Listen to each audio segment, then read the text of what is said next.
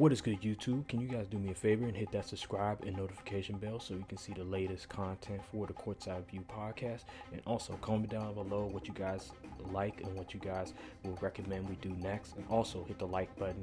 We would truly appreciate it. Now back to you guys. What is good, everybody? This is the Courtside View. My name is Aaron. My name is Brian.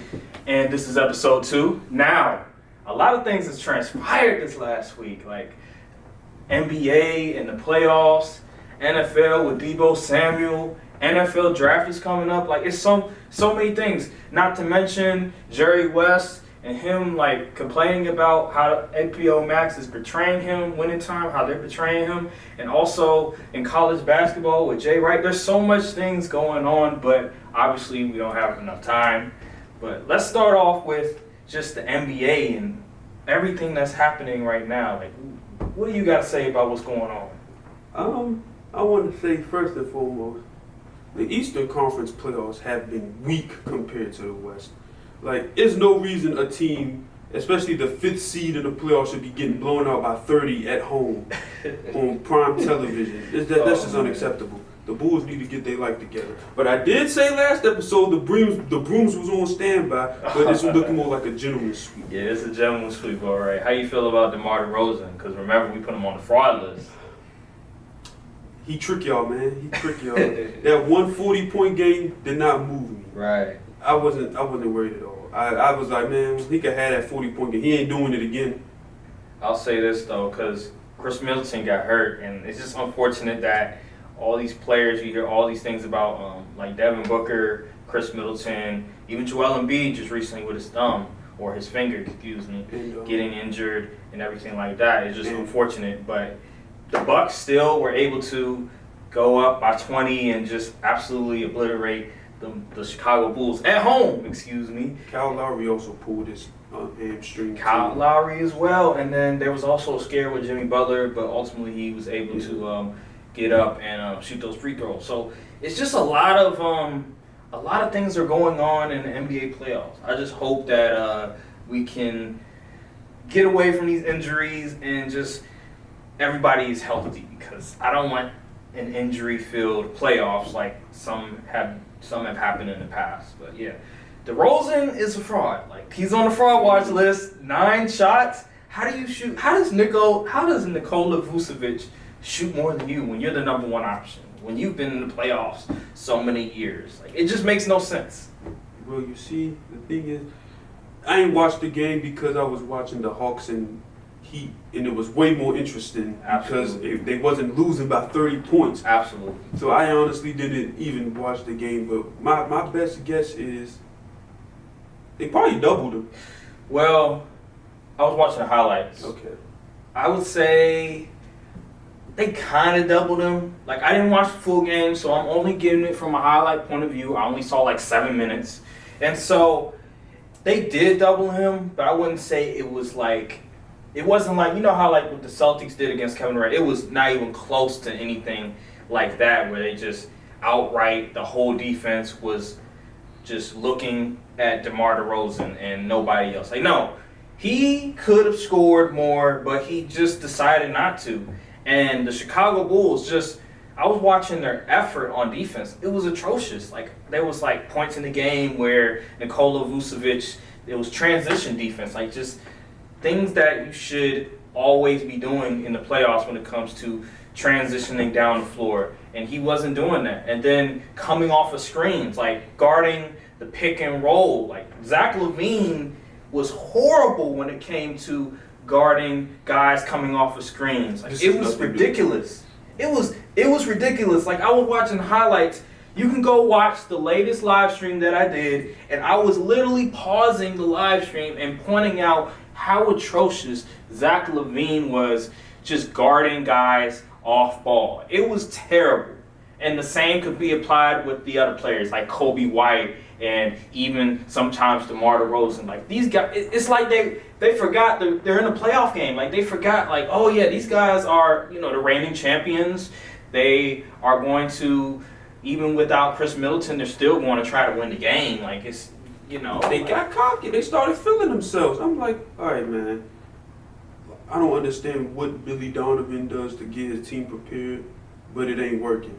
Cause I follow a few Bulls fans on Twitter, and they've been saying all game, the transition defense was bad, the transition offense was bad, Horrible. too many turnovers. It's like they forgot to pass the ball without Lonzo, and DeMar wasn't being aggressive, and Zach LaVine was just out there doing whatever. Yeah, he was doing whatever. Bro, Alex Caruso warned them. He said last game, appreciate the win, but it's just one win. He told them in the locker room.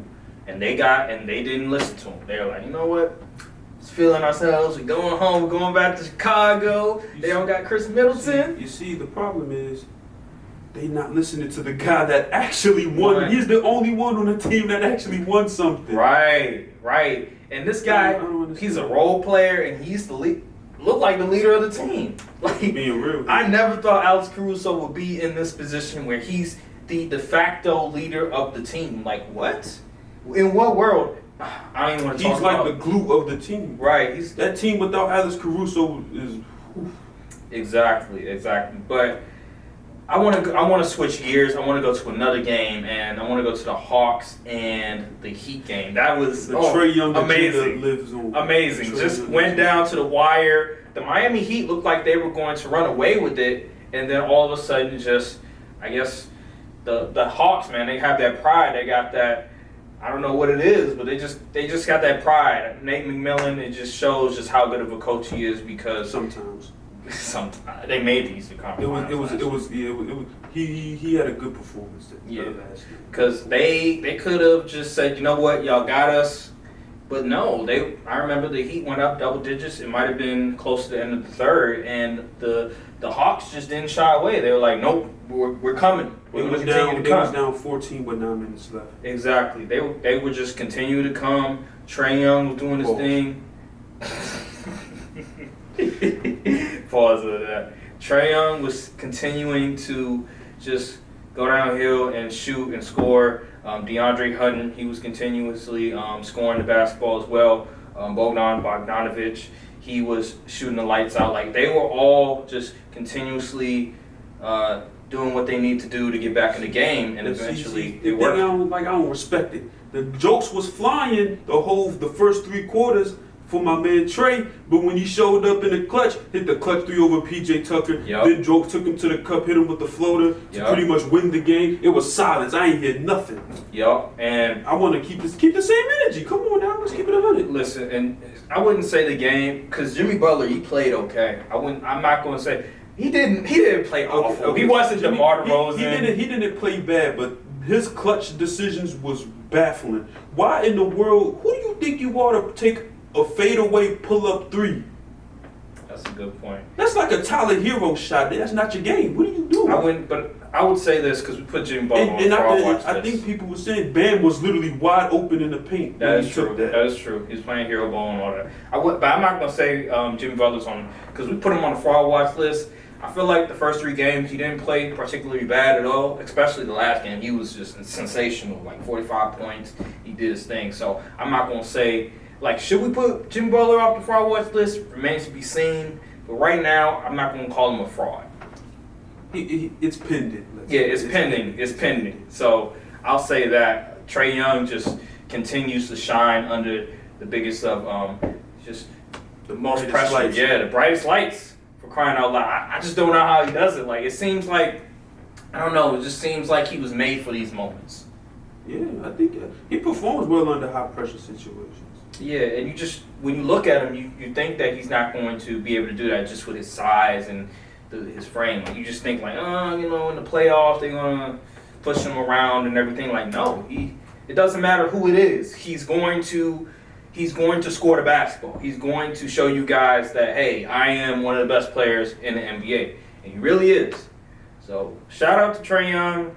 I'm excited for the series. I'm glad they were able to get it to 2-1. Hopefully they can win again. I want the series to go to 7. Yeah. For real. So after that game, we have the Suns and the Pelicans game. And I was shocked. This series shocked me the most because, Devin Booker, he had the hamstring injury. We don't know his status. It's going to be very questionable because hamstring, it lingers. I think they said like 2 weeks at least. Yeah, but at the same time, when he comes back, how well will he play? Like how good? Them hamstring injuries are the worst because they linger. Right. So you just don't exactly know. And it's interesting because even when Devin Booker was playing, the Pelicans were just absolutely, they were sensational. They were competing. They were in the game. Brandon Ingram was just cooking everybody. Like, oh my, Brandon Ingram, like I remember back in the day people were debating Ben Simmons versus Brandon Ingram.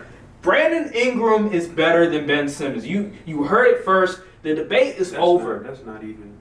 That's like, can we just say it now? Like, I just want everybody to remember this. Like, the debate. There's no debate no more. Brandon Ingram is him. He is here, and he is better than Ben Simmons. Without Devin Booker on the court, Brandon Ingram was the second best player on the court. Right, and he had I think he had 37 that game. So Paul just his clutchness. Fade away threes. He looked at Larry Nance in his eyes and he said, "I see food." Right, step switches. Back Can't do nothing. You can't do anything about it. Yeah, he was clutch because usually Chris Paul in the clutch. He doesn't even need to score most of the time. Usually, and DeAndre Ayton, he showed up as well. He said, "I'm trying to get that money." Mikal Bridges, Cam Johnson. Mikal Bridges, my guy. He won me a lot of money in the past. I was thinking about getting his jersey, but I was like, nah. Yes, Mikal Bridges jersey. I don't know, but it's a player that you can. But yeah, the Suns. They have a lot of depth. They can win without Devin Booker. So I feel like at the end of the day, they're going to win. Probably in 6. Yeah, probably in 6. But I was shocked at the Pelicans upsetting the Suns because I just didn't see it. I really didn't. I don't know. At home? The Suns at home? Oh, nah, not at home. I thought they was going to get at least like a home game, but not at the Suns. Because I was like, I'm not even going to pay attention to this series. You know, this series is over because game 1, I think the Suns they blew them out. Like, they were pretty much in control of the game the entire game. Sure, the Pelicans sort of tried to come out. They were fresh. Yeah, I just never expected them to win a game in Phoenix.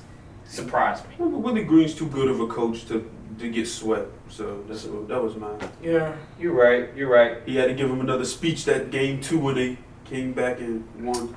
But yeah, speaking of Chris Paul, he was just clutch, like down the stretch. I was like, this dude ain't gonna miss. Yeah, he was shooting shots that he trains for. Like you would see him like in the off season training, whatever, and he would shoot those shots. And this is the difference between Russ and CP3 right here. You see how Chris Paul had to adapt his game to fit for his lack of athleticism at his old age. Right. Russ can't do that. Mm-hmm. You will never see Russ, size getting the switch, rolling over, doing the step back. You will never see it. Right. He's going to do that pull-up jump shot that's going to bounce off the top of the backboard, and people going to be ducking for cover because it's like a nuke. And Russell Westbrook, you look at Russell Westbrook, just look at the lack of skill, the lack of ability to dribble the basketball. It's just night and day, Chris Paul and Russell Westbrook in terms of skill. Like Russell Westbrook is so one-dimensional when it comes to his ability to score the basketball and also assist the basketball as well. Like Chris Paul is a way better facilitator. Like it's night and day. Also, Chris Paul can play off the ball as well. He can shoot the 3. Like there's so many things in his arsenal. While Russell Westbrook, he doesn't really have that much, and that's why we see him now struggling with the Lakers because he can't adapt to the times. But this is about playoff teams. Right. Let's Speaking of a player that's one-dimensional, Ja Morant. Oh my God. Ja run and dunk. That's Hold what up. his name is. I'm not going to call him a fraud. I'm not going to put him on the fraud. I don't think he's a fraud. I'm not going to put him on a fraud watch list. But I'm not putting a third-year player on fraud watch. The thing with Ja Morant, they won the game. Yeah, they won. So I got to give him credit. Because of Desmond Bain. Yeah. And who else? Brandon Clark, was he playing well as well? I think it's also Tyus Jones. He might have pitched in. Tyus Jones hit a big 3. Big 3. So they have some players. But Ja Morant, that was the ugliest triple-double I've ever seen him. Nasty work. 16 points, 10 assists, 10. Let me tell you something. 7 turnovers. You need to develop a mid-range pull-up, a step something, because rim running is not. This isn't 2K22. Rim running is not going to win a ring. Only Giannis can do the run and dunk because he's like 7 feet tall. massive wingspan. He could just bully anybody in the paint. Ja, you are 6'3". Right. You need to develop some type of pull-up or something, because all you do is rim run all game. Attack the basket. Everyone knows what's coming. This is why I had Golden State beating Memphis in the second round, because I just think that with Ja Morant, he's been sensational in the regular season, but in terms of the playoffs, they gonna key in. They're clogging the lanes, bro. He's literally living off free throws. They're watching film of you, watching your tendencies, and when you don't have a big bag, when you don't have like a bag like a Chris Paul or even a Steph or some of these top-notch point guards that they can do more than just run and dunk, then you're gonna have a problem. They're just gonna be able, the defense gonna be able to key into you, and I feel like throughout the season, Ja used to shoot more. he did. I don't know why he stopped doing that. Because the defense is on him, bro. Like, man, if you the guy you say you are, you gotta. I don't care. that's true. But just if you watch the game, like I was really like watching Ja, and I was like, now I see the Russell Westbrook comparison, because look at him off the ball. He's just Ja standing off the around. ball is just, oh goodness. Like He doesn't space the floor. Bro, He's just literally just there. he looks so bored. He's so nonchalant. Like he just doesn't look. He's just standing there, bro. Like I'm just like, really? This is what we doing? You're not gonna develop your off ball, like I don't know, setting a screen or trying to come off a screen and shooting the ball. Like it's just you standing around.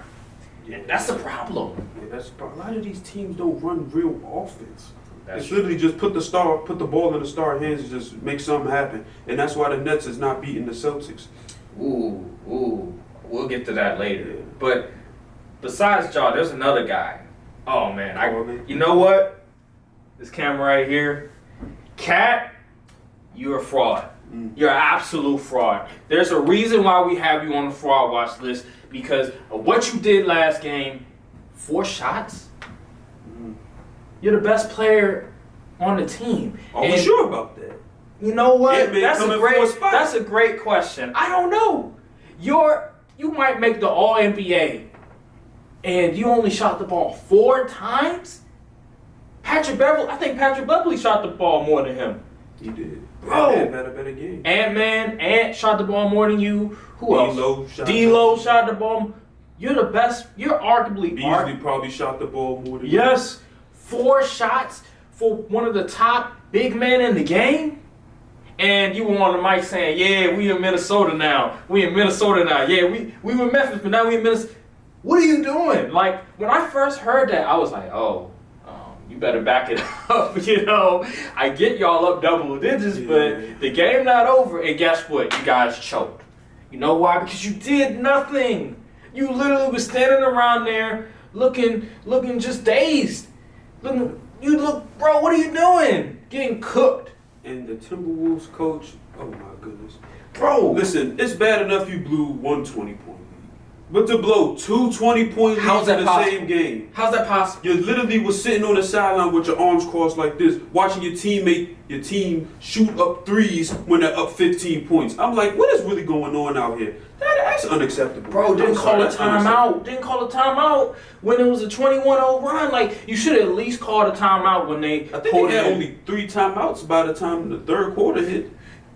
Understandable, but still, if let's say they come down like 10 points, right? They strip it down to 10 points. Call a timeout. Like, you're up 21 and you don't call a timeout once with a young team. You have a young team. This is not a veteran team. This is a young team. Anthony Edwards with Cat. Like, these guys don't know. These guys haven't been there. What are you doing? Then you have Patrick Beverly calling ISO in the clutch. Like, what are we doing? What are they doing? Patrick Beverly should not be doing this. He should not be calling ISO. And then you see Patrick Beverly get blocked. Yeah, because he's not an offensive player. He's not a guy that puts the ball on the floor. Just a colossal collapse. Like, I just can't believe what I just saw. They bailed out the Grizzlies coach bad. Yeah. They bailed him out badly. Because that would have been embarrassing. Bro, Ja Morant was looking dazed out there. He was, like, you gotta win those kind of games though. Like, as a Timber, like Ja isn't. Only one dude was really performing. Dylan Brooks was off. Ja was off. Steven Adams ain't even touched the floor. right. Jerry Jackson was in foul trouble. You gotta capitalize off that. Yep. And you gotta tell your star, like, look, man, stop being soft and stop trying to wait for open looks and go get what's yours. This is ridiculous. Cat, like, I don't understand what this dude. Yeah, This man that just talks. He talks way too much to not do anything on the court. Sometimes it's just ridiculous. Yeah, he's on the fraud watch list. He act like he was waiting all this time to get back in the playoffs to do this, shoot 4 times and lose, and blow a 20-point lead at home. I don't understand how you're the star player and you shot 4 times. Like that's bro. Like, oh man, that's a mentality. Just sitting there like that. Like, it's a mentality. Like, you're not a dog. Exactly. You know that rapping against the Lakers and everybody else, and you letting the second-year player take all the shots and be the main scorer. Like, what kind of man is you? Like, come on now. Yeah, that's why Jimmy Butler was on you. That's why Jimmy Butler was always yelling in your face and doing all this, because he saw that you don't have that dog and you don't have that mentality, and he was right. That's why he wanted to leave. He was like, man, I can't be with you. I can't win with somebody that don't want it, man. And you don't want it. You fake. You fake. And I had more cries and complaints than points. You the number 1 overall pick, bro, and you doing this. But you know what? I ain't want to talk about that more, because now I want to talk about the games that are coming up. But before we talk about, I know I gotta give my soliloquy right quick. All right, go ahead. Looking at this camera right here. What did I tell y'all about the Warriors? Let me tell you something. I know ball when I see it. In that lineup of Steph, Clay, Poole, Draymond, and Wiggins.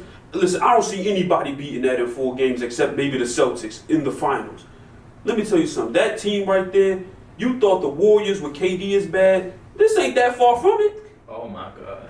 This ain't that far from it. We're going there. Yeah, we all going there. Bro. Jordan Poole is letting y'all know that he is him. He's averaging like 26 points a game these past 3 games. First time in the playoffs. They're playing and he's the Nuggets. hooping. I don't care if they was playing the Wizards. The Nuggets. It don't matter. They're You playing show the up. Nuggets. Okay. Come on now. The Nuggets definitely could have won that last game, but the Warriors was like, no. That's because who do they have besides Jokic? They don't have nobody. Oh, don't get me started on. He's not my MVP. Shoot, my MVP isn't going scoreless for 3 minutes, last 3 minutes of the game, and then getting stripped by Draymond Green in the clutch. That's all I'm saying. I give you that, but he did score 37. I mean, he's not. What did you do at the end of the game? That's good. He's not a closer. Like, we know this. He's not a closer. Well, that's Embiid is. I guess, kind of. You seen that shot he hit against Toronto? That's one shot. Jokic's not doing that. That's one Period. shot. That's you one can shot. give Jokic that shot 10 times. He's not hitting it. He may hit it 2 times maybe. Okay, so he made a clutch shot. I give you that, but he's not a closer. He's not a guy you give to and you expect him to hit shot after shot in the last 5 minutes. No. He also won't be a liability on defense. I agree on that one. That's a good point. I'll say this though: the Warriors do look scary.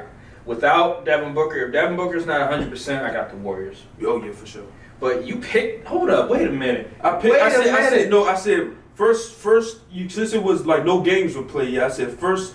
Off the first initial, I said I got the Bucks and the Suns. But then I said my gut tells me the Warriors and the Bucks.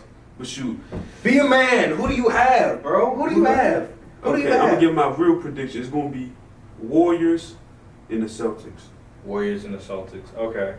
Well, let's talk about the Warriors and the Celtics here real quick. Okay. Kevin Durant. Wait. Utah. Remember, okay, you want to go Celtics and Nets before Utah and let's do Mavericks? Utah. Let's do Utah first. Okay. I ain't got much to say about it. Yeah.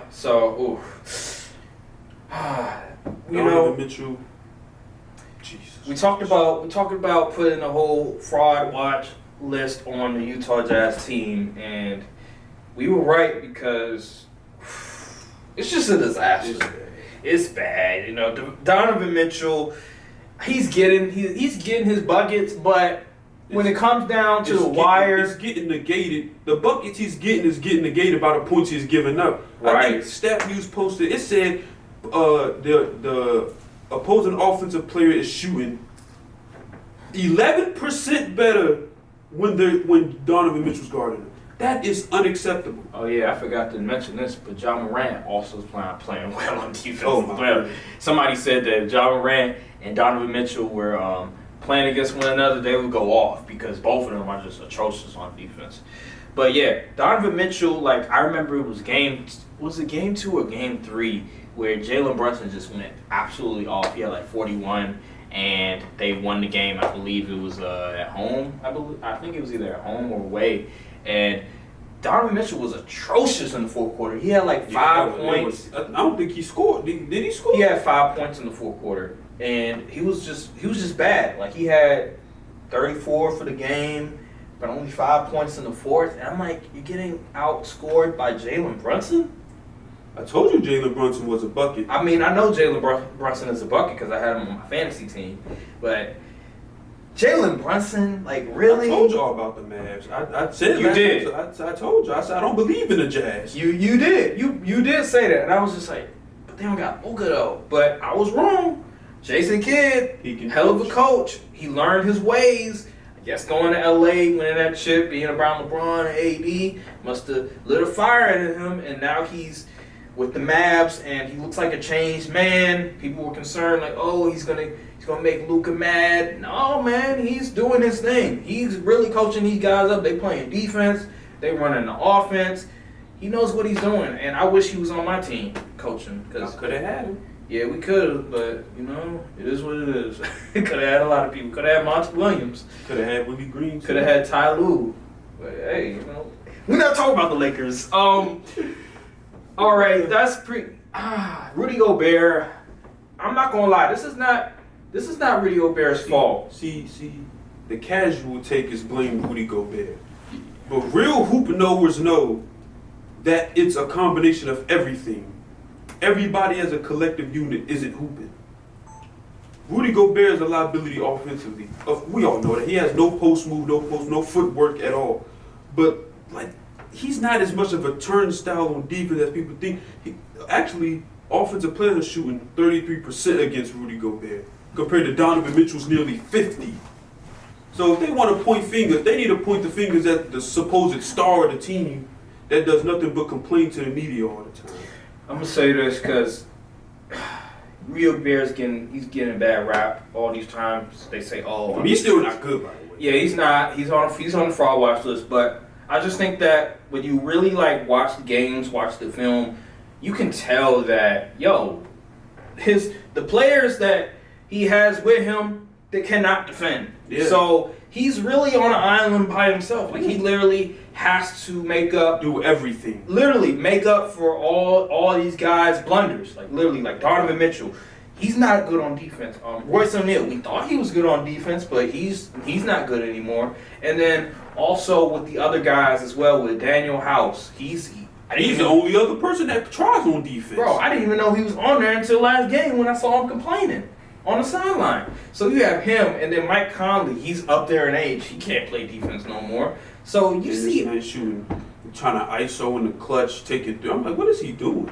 So Rudy Gobert, he's getting a bad rap. I see why he's always in the discussion for Defensive Player of the Year, because he makes up so many blunders from his teammates because they're just lacking defensively, and they're still one of the best defensive teams in the league. Well, they have been in the past 3 years, but now it's just. But yeah, let's talk about the Celtics and the Nets series, and I'm not surprised by this because I can see the Celtics going up 2-0, defending their home court against the Nets, but it's how they won, which is how I was surprised. Seeing Kevin Durant, seeing Kyrie Irving not perform well in Game 2 after Kevin Durant didn't perform well right there. in Game 1? After being right there. That surprised me. That was the worst game. Yeah, that surprised me. I had a feeling Kyle was just going to go off again, but I don't know what happened. I never seen Kevin Durant play a worse game. I've seen... This is his worst series, period. Absolutely. Because remember, 2016, when he faced the Warriors, he didn't play particularly well in like 5, 6.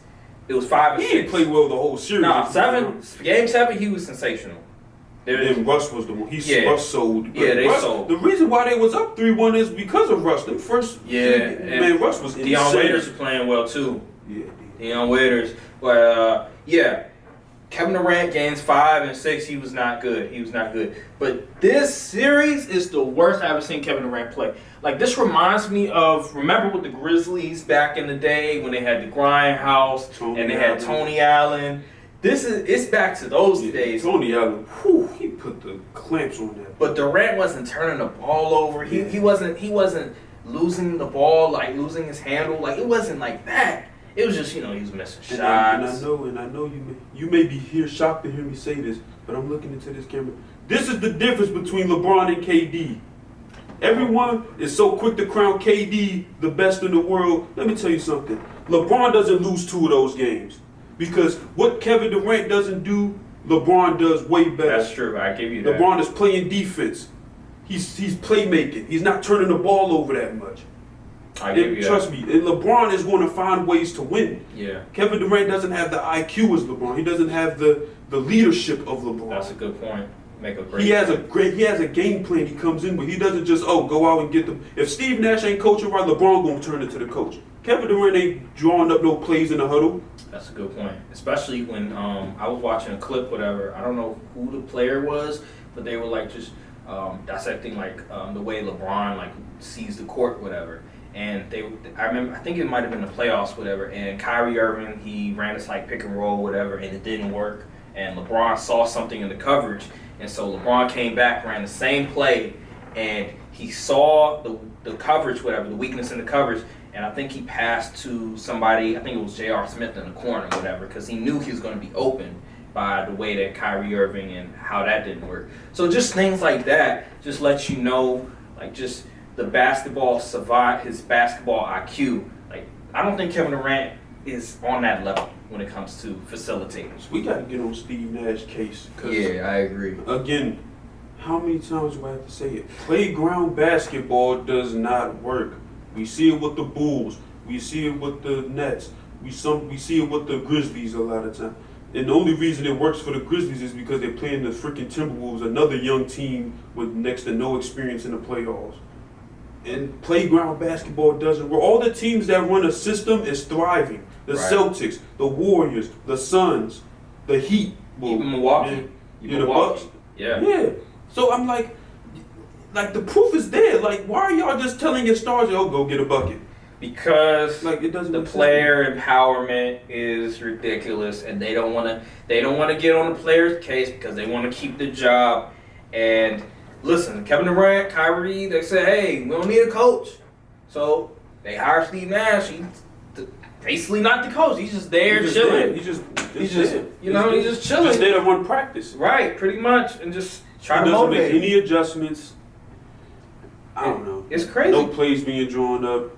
I don't even think he even knows what the score is most of the time because he doesn't act with no sense of urgency. He's not drawing up no plays to get Kevin Durant open. It's just bad. It's sad. It is sad because you would think that with a team with Kevin Durant, with Kyrie Irving, they would play a lot better than this. There would be more plays drawn, especially Steve Nash. Like Steve Nash, Hall of Fame point guard, been in the game for a long time, been in several different systems.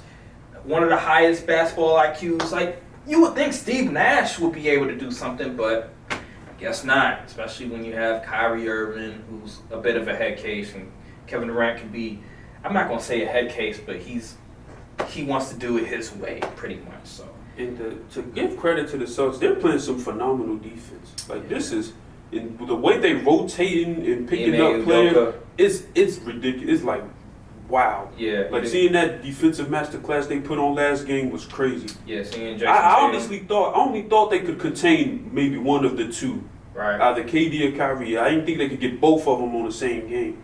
But hey man, that's what good coaching does, man. I think I was watching Inside NBA and I think they said that Kyrie, he wasn't very assertive that game. He was sort of just passing it off. He wasn't really trying to be too aggressive. Yeah, he wasn't really looking for a shot. That was weird because you would think that with Kevin Durant and the defense really like putting an emphasis on trying to let him like take ill-advised shots and turn the ball over. You would think that Kyrie Irving would then say, all right, I'm the number 2. I'm a top 20 player in the NBA. Let me try to get my shot off. We nearly won the game with my heroics, so why not get the shots off? But no, it's just, I don't know, it's because of Ramadan, he was tired, because you see he had to go in the back and get a banana, which was kind of weird. But then, I don't know. Maybe he's just tired. Playing them 40 minutes gets to you. And then he giving up all the props in the world to the Celtics and their coach. And I'm like, oh yeah, this series is over. I wouldn't say it's over. You don't want to hear that from a star player, especially even if it is true. I don't want to hear you gas up the opponent. You know what I'm saying? Especially when we got plenty of basketball left to play on. It's just not a good look in my opinion. If I'm kidding, I'm like giving him a side eye, like, you good? And then there's reports of Robert Williams coming back game 3, which is oh man, it's funny. It's so ironic because you hear reports of Ben Simmons coming back game 4. Well, doesn't move the needle. If the Celtics win game 3, I was telling people like, just sit them down. Why would they play Ben Simmons if the Celtics are up 3-0? Like, why would you even play Ben Simmons? Like, and somebody's like, why not? Especially playoff. Like, bro, it's the playoffs. Like, I just can't see it. If they're up 3-0 and they have Robert Williams back, you might as well just. It's over.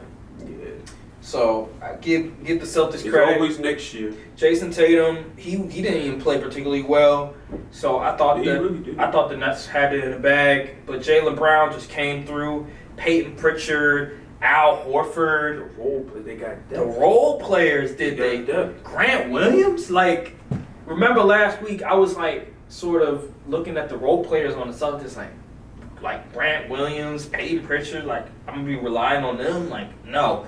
They proved me wrong. Like Peyton Pritchard he's that guy. Grant Williams, I don't know what he was smoking. I don't know what he was drinking, but dude could not miss. He didn't miss a shot that game. Like literally, I'm not even joking. That's what happens when you got good coaching in a system. Right. You don't have to rely on your stars to give you 30 a night. That's true. And you can still win games. Jaylen Brown, he was in his bag that night. I was like, damn. Because Jason Tatum, the thing about Tatum is, even if he has an off night offensively, he still plays defense. Yep, He'll still facilitate and get rebounds. I think he had 10 assists last game. Yeah, I think he might have. And at the end of the game, like when it started to like get in the fourth quarter and the third quarter, he started hitting some shots. Yeah. So he was still contributing on a high level. Kevin Durant is just, man, when he's not scoring, it's just he's just like he's a liability at that point because he's not playing defense for real, and he's turning the ball over so much all of a sudden. And I mean, I don't know. He shot 20 free throws. Yeah, that was crazy. I was like, what? 20 free throws. Like you would think that he would start getting it going after you shoot that many, but defense was just too good. Yeah, okay. Face guarded him crazy. Okay, so now that we're done with that, let's get to the games on today. And I think coming up is the 76ers and the Raptors. And I just think that the 76ers are going to end it today. That last game was the game they needed to win. Right. And that type of game-winning shot, that's like a demoralizer. It's like, well, what can we do? You know, pretty much. And I just think that Joel Embiid. Nick Nurse is probably coming out the door. I hope he doesn't go to the Lakers. I hope he does. Oh my God! If he goes to the Lakers, you know he's a clutch sport client. Y'all should get Doc Rivers instead. Nah, you know he's a clutch sport client. Did you know that? I need to investigate LeBron and clutch sports for tampering. We running the league, baby. They running around like they Rockefeller or something. Oh hell yeah, we Rockefeller up in here. You already know, but. Yeah, I just think that the 76ers, Joel Embiid, hopefully his finger is not it's not too bad. He should be alright. We'll see. I don't know what hand it is on. I don't know if it's shooting hand or not, but he should be alright. Hopefully. I know he sort of fractured it, but hopefully he tore his ligament in his stomach. So hopefully it's not going to He should be okay. Okay. But yeah, I got the 76ers. Yeah. I honestly thought this series would have been way more competitive, just on paper, because the matchup was so well. But the 76ers, they're doing their thing. I'm shocked. Doc Rivers is actually coaching pretty well. Yeah. It's surprising. Tyrese Maxey showing up. James Harden, you don't even need James Harden to really show up that much. You know, James Harden, he had like 19 and 10, fouled out, but it don't even matter. It doesn't even matter. Players stepped up. Right. That's exactly the point. So. Give Doc Rivers. I'm giving they credit for now. The pack is still loading though. The fraud watch list for James Harden, Doc Rivers is still loading. So remains to be seen until the second round. Yeah. And then after that game, we have Utah. I believe it's Utah, and it's Utah and the Mavericks. So we already know I have the Mavericks. I think you have the Mavericks as well. Luka not even playing. Luka's not playing. I guess he'll just rest until the next round. I'm sure I wouldn't play him unless we need to. Right, until it's like. Is Tim Hardaway coming back? No, he's not. I think he's something about his leg or something. I believe. Yeah, he might be out, but they still win. They don't without need him. I mean, it would help, but they don't really need him. With Jalen Brunson playing like the he role is. players are stepping up. You want to know why? Because they have assists. Right. So I got the Mavericks. Smith showing up. Dinwiddie is proving me wrong, and I hate it. Gentlemen sweep coming this way this afternoon. They're up 2-1. I think. Oh yeah, that is true. It's 2-1 because they just played the first game in Utah last game. Right. So it's 2-1, but I still think gentlemen sweep. Yeah, gentlemen sweep. Gentlemen sweep coming. He mentioned he's turned into his bubble self in order to pull out a win this year. Yeah.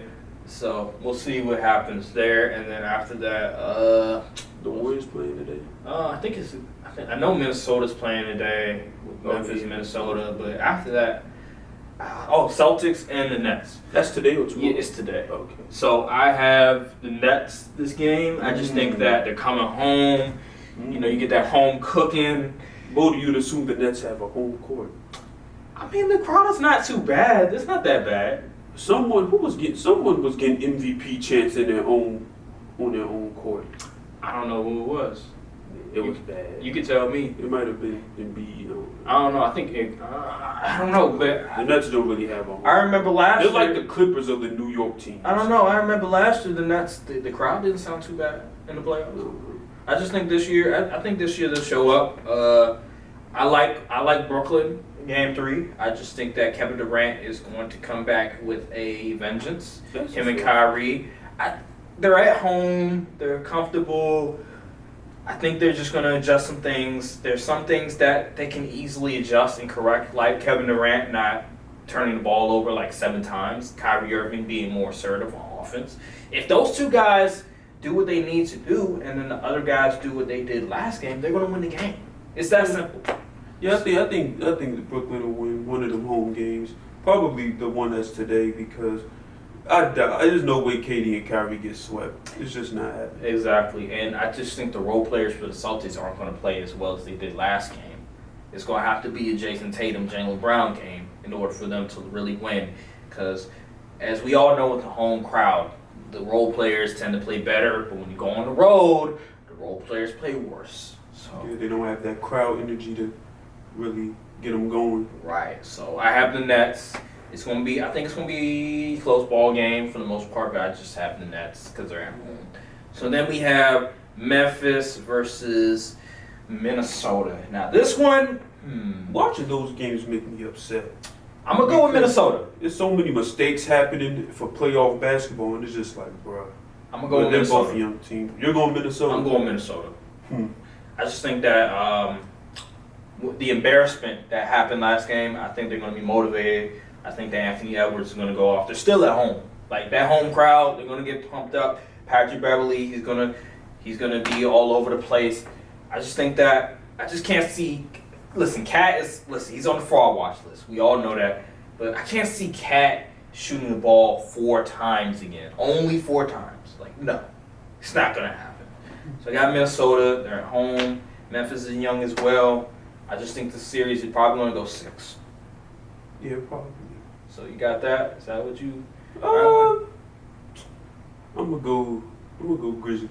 Grizzlies. Gonna go Grizzlies. Okay. Yeah. Okay. So, all right. So, with that being said, I want to transition to the NFL. And the NFL, some crazy stuff has been happening these past few weeks. We all know with Devontae Adams and then Tyreek Hill getting traded. But then we hear rumors about contract disputes when it comes to Terry McLaurin, A.J. Brown, and now Deebo Samuel. And Deebo Samuel has demanded a trade, requested a trade, and he doesn't want to play with them no more. And he's saying that it's not about the money, which is kind of strange to me. He's saying it's more about how they utilize them. And that's weird because wouldn't that be an easy fix? I feel like the problem is Okay, see that whole is not about the money. It's kind of a lie because he's been branding himself as this wide back kind of guy, right? Yeah. And now he wants wide receiver money. Yep. Your main job isn't to run routes; it's to do everything and play receiver. Right. So you can't just all of a sudden ask for wide receiver money when you've been playing running back part time the entire season. Yep. And so that's one of the things. So it has to be about the money. Like that has to be part of it.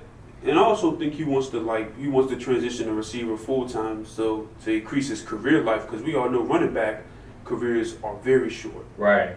Like I wouldn't mind seeing him like maybe get like 5 touches maybe, but like they giving him the ball like 10, 15 times. Yeah, like that's ridiculous. That's mean wear and tear. He already got hurt last season. Exactly. So especially, and he only had one great year. Before that, he was injured, coming on, coming off. So I think the 49ers. I think he can still play wide receiver pretty well. Yeah, absolutely. Before he went into sort of that running back wide receiver role, he was still like up there in receiving yards. He was still playing up numbers. When he was hurt the second year, he still had 800 yards. Yeah, so we saw the potential. Yeah. I think in the Super Bowl he played pretty well also. I think. I don't really remember that Super Bowl that much. Yeah, I think because I remember in the playoffs against the Packers. I don't know if it was the Packers, but I remember he had in his rookie. I remember he had one game. It was in the playoffs that he played really well, and I saw a lot of potential in him. And so then the next year he started getting better, but he just kept getting hurt. Now this year you see him start to come to his own, and he's one of the leaders in receiving yards. So Deebo Samuel, I just need to see more from him. I need to see another year of great production, and then I feel like he'll deserve that top wide receiver money. And I just think that Deebo Samuel, he's looking at it well. I want my money now. Man, I don't care what people talking about. I'd pay Deebo 25 M's. That dude is a weapon. Like, I'm talking about he's too valuable to not demand that kind of money. But do you trust him long term? Do you feel like he's going to stay If he's healthy? playing wide receiver most of the time, absolutely. But wasn't he playing wide receiver those first 2 years and he got hurt? That's neither here nor there. See what I mean? Like he had that 1 year, and now he's demanding money, and it's hard. It really is. You just don't know because it's a small sample size when it comes to that 1 year and then those other 2 years. Some GM is going to pay him that money, especially a team that's rebuilding. They got money to blow all that cap space. They ain't signing no stars. I agree. The Jets. They definitely going. The Jets can definitely they can definitely do that. So I can definitely see the Jets trading for him. But I don't know what. What do you think he gets traded for? I'd say first and a second maybe. I'd say first and a third. First and a third. If I'm a GM, I'm giving up a first and a third for Deebo. If I'm the Cowboys, I would, but Stephen Jones is a cheap bozo. I agree. I just don't. I don't see the Cowboys trading for him. We suck at free agents. Yeah. They saying the Packers. I don't see the Packers trading for him because they'll probably draft a receiver. Yeah. I just think the Packers are going to go in the draft because that's what they like doing when it comes to receivers. They don't like really trading for one. Yeah. I just think Deebo is in a. It's not in a advantageous situation. He's definitely not in a good situation. So, remains to be seen. But let's talk about the NFL draft because the NFL draft is this Thursday. We will be live streaming our reactions to the NFL draft. Yeah. So see, with live streaming, now, because me and my reactions are, like I remember when I used to be a Washington football team fan, and man, the picks that they used to do, it's just crazy. And also, when it comes to the Cowboys, I would just be cracking up laughing at some of you guys' picks.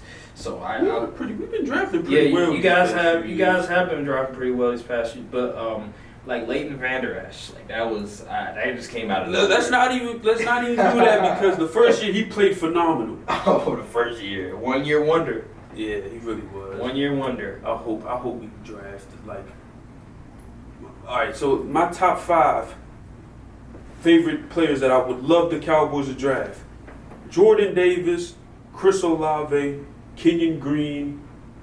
Dang, I had him right on the tip of my. Oh, Linderbaum and Kobe Dean. Those my top Kobe five. Dean. Absolutely. Okay. Because he can fly and he'll let Micah play a little more on the edge. So, let me look at. Y'all better hope the Cowboys. Oh my goodness! If y'all let the Cowboys get into Kobe Dean, it's over. Or Jordan Davis. Do not let if you let the Cowboys get Dean or Davis, it's over. Stop it! Stop. Do you know how good Jordan Davis is? He's the type of guy that affects all three levels of the defense because he gets so much pressure on the interior, makes the pocket collapse. Jordan Davis is generational. Is he? He ran a 4.7 at 300 and He's like a tackle. 30, He's the yes. best. He's from Georgia. Yes. Oh yeah. Tackle. He is nice. Yeah. Dude is a semi truck in the middle with a D line. It's crazy. So any team that draft him is going to be very happy. So let's go through the order. And Jaguars have the first pick. We pretty much know who they're going to draft, and that's Aiden Hutchinson. Yeah, Hutchinson. Yeah, he's going to go. And then number 2 is the Lions. Now, I've seen some mock drafts. They have Sauce going top 3 to the. Who has the third pick? Yeah, so I'm looking at. I think the draft order is Jets, Lions, and Texans, right? No, it's Jags, Lions, and then Texans, Okay. Jets. Yeah, they got Sauce Giants. going top 3. I don't see another corner going top 3, especially after what happened with Jeff Okudah. Wait, He was a good dude. Wait, he was a corner? I thought he was a safety. No, Jeff Okudah was a corner. Ohio State, best in the nation. But then he got to the league and he was a good dude. Now he's cooked food. Yeah, he looked like Vince Staples. Dude, like Vince Staples. He do kind of look like Vince Staples. Hey. Man, I thought he was going to be like that. Oh, though. man. No, It's a shame, man. Ohio corners are hit or miss. They're hit or miss. But Sauce is gonna be good. I'm praying Derek Stingley falls to 24. If the Cowboys get Derek Stingley, it's gonna be a no-fly zone. There's no way. There's no way he's gonna fall. Yeah, probably. The guy that was shutting down Jamar Chase and Justin Jefferson in practice. That's what all these NFL scouts. The draft kids are saying he gonna fall because his last 2 years of tape wasn't that good. Well, wasn't he hurt? He was hurt, and his last 2 years of tape wasn't all that good as his freshman campaign. Maybe. Ooh. I'm gonna let him push the narrative because the more he falls, the better we got. You got a good point. You do got a good point. I don't care. They push all the net. Tell him. I think NFL. I think he found a gun under the seat of his car on the traffic stop. So let him fall to 24. But you could also argue that LSU wasn't really good. They weren't. He had really nothing to play for. You know what he should have done? He probably should have went, like, you know how a lot of the top players from the draft last year, they didn't play, but they went to them COVID camps, like Michael Parsons went, Rashawn Slater went to the COVID camps, and a few other players. He probably should have did that the last year. Yeah. Because honestly, we all knew he was a first round talent. He didn't need to play anymore. Especially for a program like LSU that is not going to win anything. Yeah, because probably should have went to the COVID camps. It reminds me of Darren James and the situation with Florida State, because Florida State, they had Jimbo Fisher, they had all these NFL guys, NFL players, and then Jimbo Fisher leaves, and Florida State wasn't good. And Darren James, he's there, and they're not really good, but everybody knows that Darren James is very talented. It's just he's not able to show you his talent because his team is awful. So you can say the same thing with Derek Stingley Jr. in his case, because they're not really good as well. So yeah, the boy can play. We see the film. He can play. He can cover. I'm taking the chances 10 times out of 10 if I'm an NFL GM and he falls to me and I need a corner. So the Lions, I would say the Lions would go. What do you think the Lions would go with? Since they drafted Penei Sewell last year, they could go defense. But honestly, I say Walker. Trayvon Walker, maybe they number could go 2. edge. They could go edge. They could. I think because they need edge. I think they do need edge. But they also need a lineman though. They also need offensive line. Yeah, they went with offensive lineman last year, but they still need some offensive line help as well. But I don't know. Going back-to-back years, offensive line number 2. See the thing that's kind of a the thing about an offensive line is not a flashy pick, but it's like a good pair of socks or shoes. Yeah, they're gonna last you a long time. So you don't have to worry about getting new socks or kicks for a long time. You know what I'm saying? So it's not a flashy pick, but it's a pick that that is going to help you in the long run. I feel like an offensive lineman. I wouldn't draft an offensive lineman top 2. I would. You seriously? Yep. Unless he's like a what was that guy in the Cowboys that you guys had back in the day? Larry Allen. If he's like a Larry Allen or somebody like that, then sure.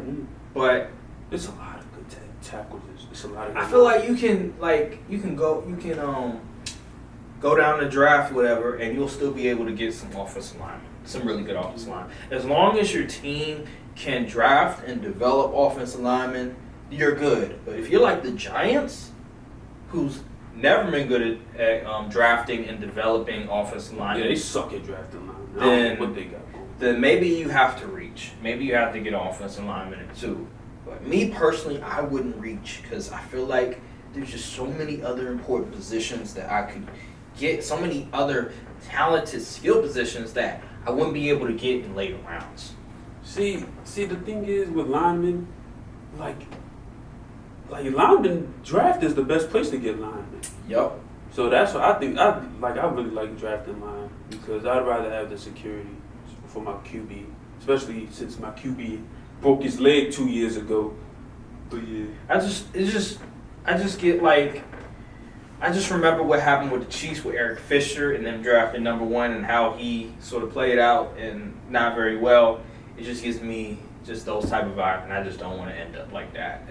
lineman at number 1 is kind of crazy. That is crazy. I ain't gonna lie. If I had the number 1 pick and I wanted to draft, I'd just trade back. Right.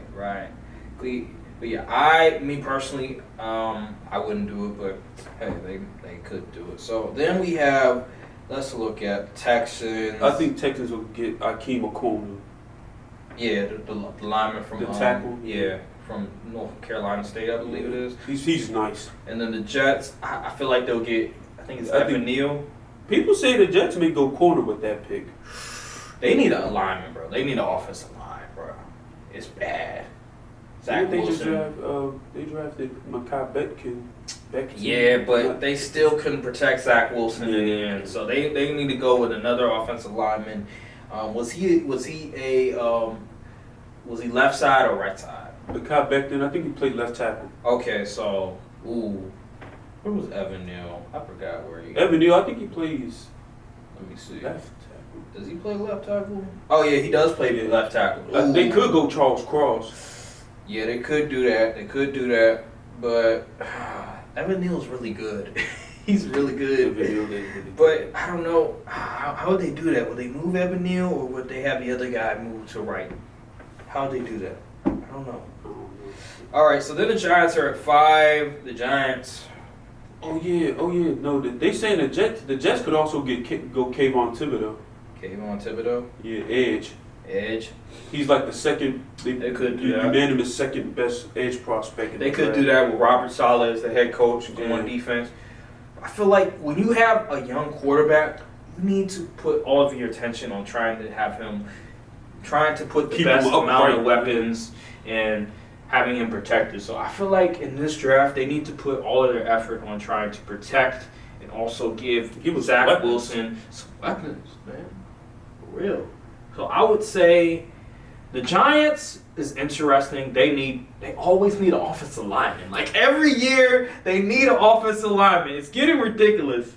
At least they won't draft safety. And then we're hearing their wide receiver Kadarius Toney that they're trying to trade him. They're not trading him. I heard he's a head case. That's probably why they're trying to trade him. So they might go receiver on that. They might reach with Garrett Wilson. You never know. I hope they do.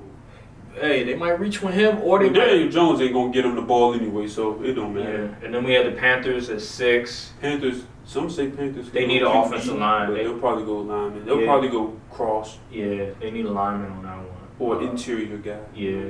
But Charles Cross can play pretty much all positions. Oh yeah, the Giants have 2 top 10 picks. They have the 7. I don't trust them to make no good picks anyway. They gotta go receiver on one of these picks because they. You sure? Yes. Well, yeah. They need receiver. They need receiver. Kenny Galladay ain't doing nothing. Yeah, injured. Or we'll see. Falcons are at 8. Some be saying like, oh, get a QB. Some be saying wide receiver. I heard some people say they're gonna get Sauce. Sauce. But I'm like, they have AJ Terrell. Get a Yeah. lineman. Yeah. So then Seattle at 9. They saying they may go line too. Really? Or I seen some people say they was gonna get Stingley there or something. I'm like, I hope not.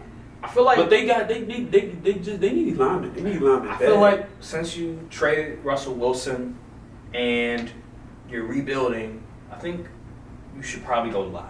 I think that's appropriate because you don't have a QB, you don't have a really good QB, so you might as well just put your money, put your attention on line, and then maybe next year you can draft a QB or something like that. This is just the logical picks. We all know it's gonna be one team in the top 10 that's gonna reach on something. Yup. And I think Seattle probably gonna do something dumb and draft Malik Willis top 10. You know, Malik Willis is a good arm He's talent. nice. Good arm talent. But he's a project. Yeah. He's a project. He needs to sit The a year. QBs in this draft, I'm not a fan project. at all. But let's not forget 2016. Dr. Deshaun Watson with Mitchell Trubisky, But with Deshaun Patrick Watson, Mahomes. Deshaun Watson won the natty, didn't he?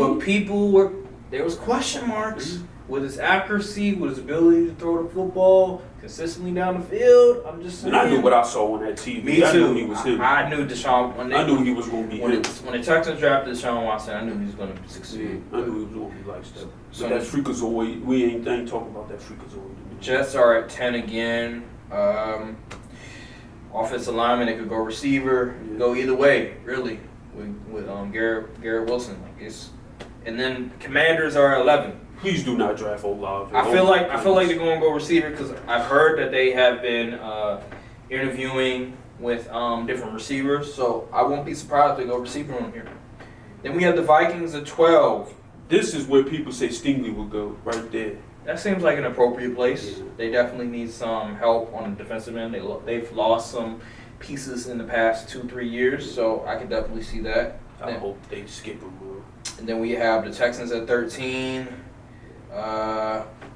Offensive line, that could be appropriate. Or they can go corner Or edge. or edge. Maybe draft Jermaine Johnson. Honestly- I think that'd be a reach. Honestly, who cares about the Texans?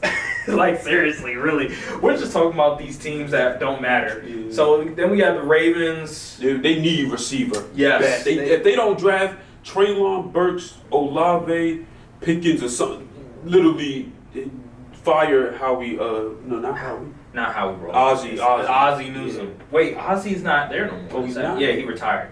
Dang, whoever that GM is, front office exec, fire him. I They don't draft our receiver. I agree. Then we have at 15, we have the Eagles. Fly, Eagles, fly. I see some mocks. This is where they take people have them taking Devin Lloyd or Jordan Davis. I hope they don't take Jordan. They might Davis. go Jordan Davis. That sounds appropriate. Don't they still got Fletcher? Even though he's getting old. He's getting old, man. They I need hope some they don't depth. take him. They need Please, some depth. please, Eagles, please, for the Cow. We traded y'all that pick to get Devonta Smith. Help us out and don't take Jordan Davis, please. So, okay. So after the Eagles, we got the Saints. They'll probably go. They seem to need Receiver. O-lineman, receiver help. Yeah, they need receiver. Who's going to be the starting quarterback? That's the question. Jameis Winston. You sure? Yeah. Okay. All right. They might go receiver on that one. They don't have Sean Payton no more. It's gonna be very interesting how they look. So Chargers, man, they had a huge off season. It's gonna be very interesting what Chargers they will do. probably go. I seen a lot of mocks having them pick Trevor Penning, but I'm like, Trevor Penning isn't good. What position he play? He plays left tackle. Left tackle. I mean, it makes Rashawn plays right tackle.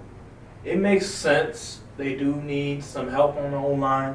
I can definitely see that. But like, Penning though? I'm not I mean, it remains to be seen. Some said they could go receiver, but I don't know. But really, do they need another receiver Yeah, that's though? something. Because they have Mike Williams and they have Keenan Allen. Yeah, honestly, I don't know who they should pick.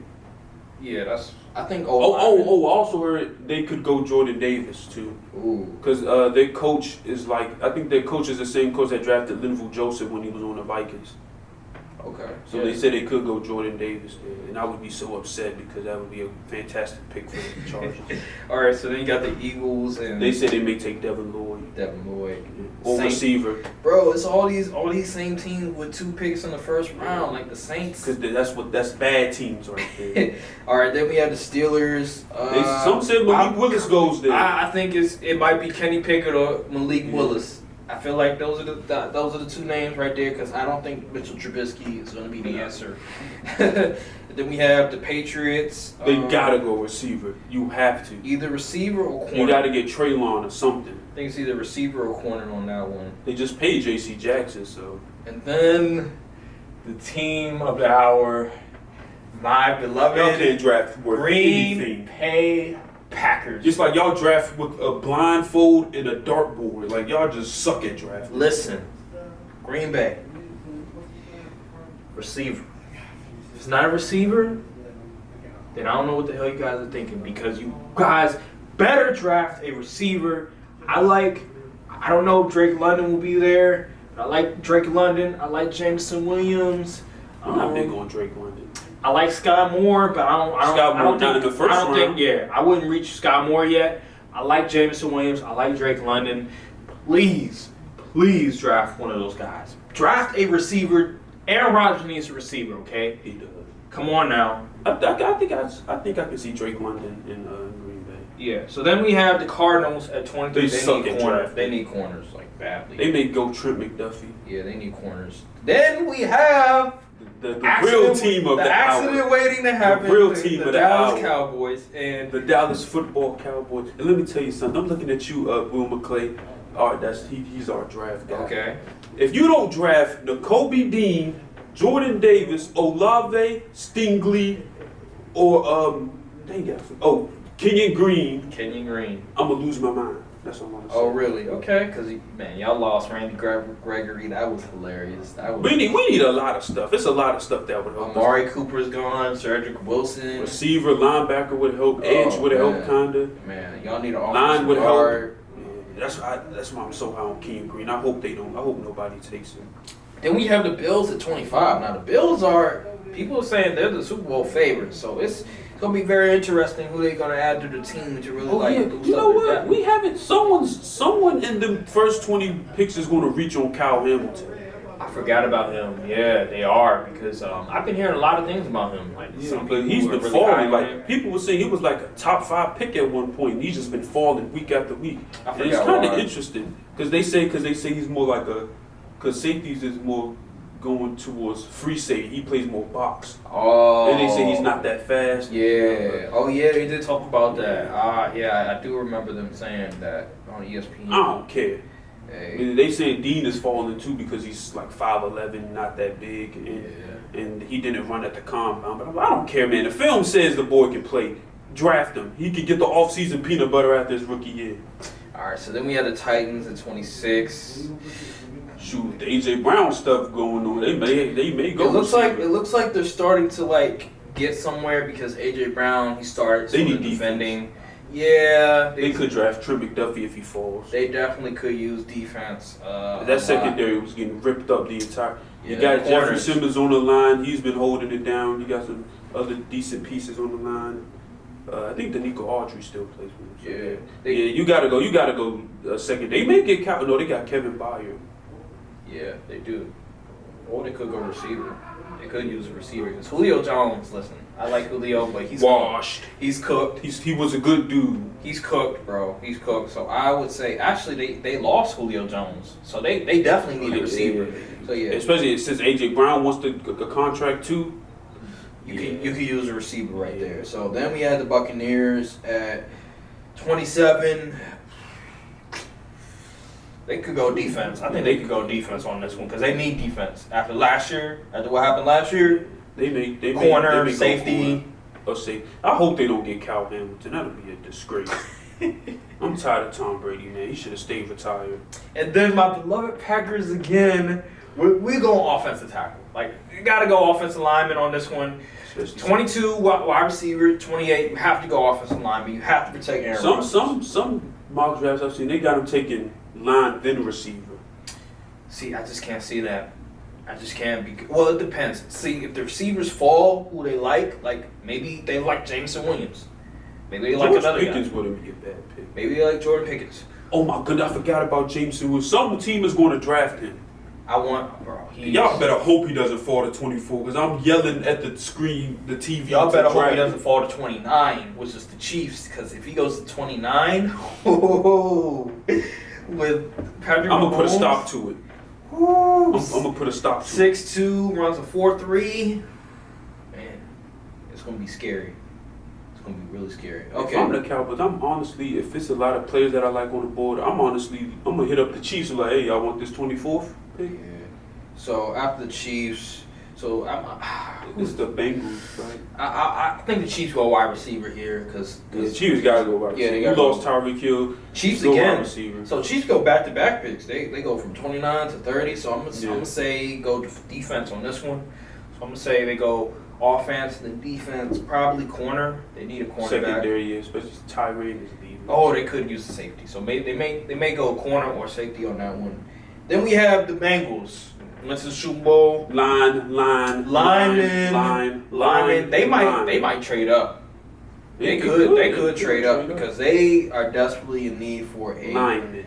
a center.